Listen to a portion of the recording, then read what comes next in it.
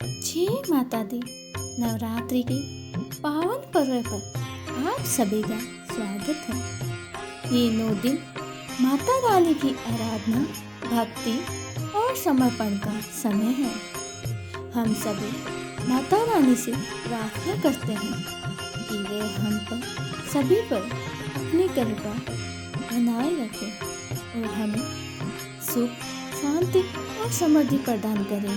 आइए हम सब मिलकर माता रानी की महिमा का गुणगान करते हैं और उनके आशीर्वाद की प्राप्ति करते हैं। आइए भक्तों, आज गुप्त नवरात्रि के दुर्गा सप्तशती की 13वें अध्याय यानी अंतिम अध्याय की कथा। सूरत और वैश्य को देवी का वरदान। जो उदय काल के सूर्य मंडल की क्रांति धारण करने वाली है, जिनकी 4 भुजाएं और 3 नेत्र हैं तथा अपने हाथों में पास, अंकुश, वर एवं अभय की मुद्रा धारण किए रहती है, उन शिवा देवी का मैं ध्यान करती हूँ। ऋषि कहते हैं, हे राजन, इस प्रकार मैंने तुमसे देवी की उत्तम महत्व का वर्णन किया है, जो इस जगत को धारण करती हैं।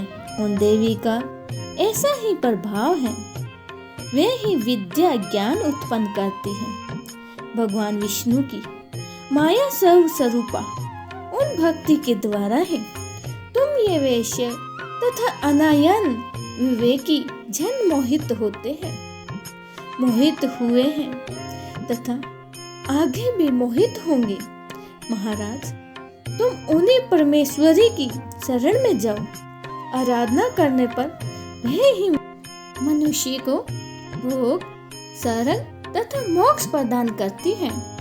मार्कंडेय जी कहते हैं, कौटुल्य जी मेधा मुनि के ये वचन सुनकर राजा सूरथ ने उत्तम व्रत का पालन करने वाले उन महाभाग महेश्वरी को प्रणाम किया। वह अत्यंत ही ममता और राज्योपहरण से बहुत ही खिन्न हो चुका था।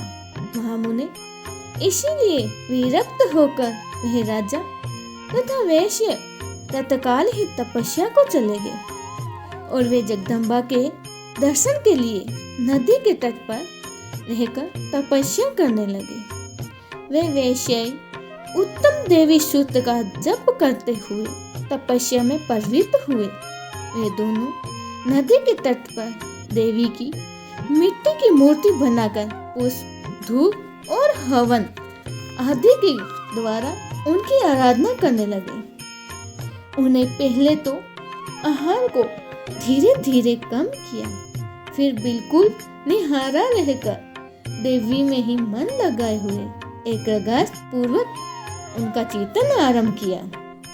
वे दोनों अपने शरीर के रक्त से पौष्टिक बलि देते हुए लगातार 3 वर्ष तक संयम पूर्वक आराधना करते रहे। इस पर प्रसन्न होकर जगत को धारण करने वाली जगत जननी चंडिका देवी ने प्रत्यक्ष दर्शन देकर कहा। देवी बोली, हे राजन तथा अपने कुल को आनंदित करने वाले वैश्य, तुम लोग जिस वस्तु की अभिलाषा रखते हो वह मुझसे मांगो, मैं संतुष्ट हूँ, अतः तुम्हें वह सब कुछ दूंगी।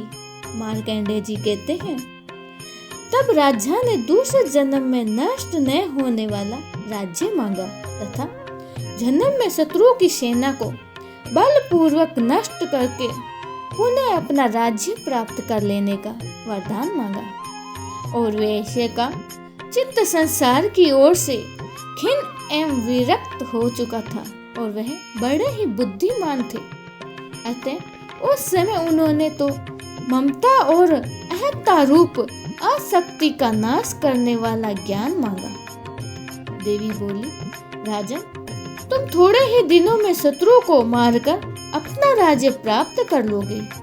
अब वहां तुम्हारा राज्य स्थिर रहेगा। फिर मृत्यु के पश्चात तुम भगवान विवस्वान यानी सूर्य के अंश से जन्म लेकर इस पृथ्वी पर सारणिक मुनि के नाम से विख्यात होंगे। वैसे वर तुमने भी जिस वर को मुझसे मांगा है, उसे प्राप्त करने की इच्छा की है, उसे देती हूँ।